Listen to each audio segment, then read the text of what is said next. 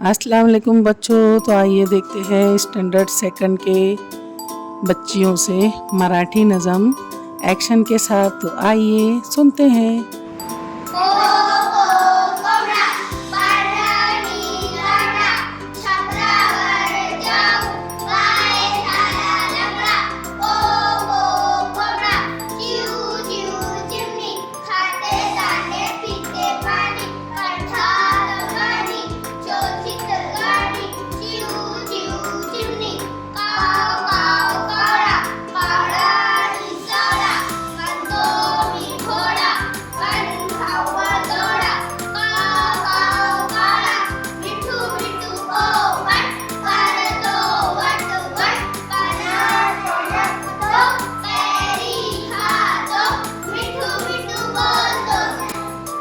देखिए बच्चों, पोएम सीखिए, लाइक शेयर एंड सब्सक्राइब कीजिए।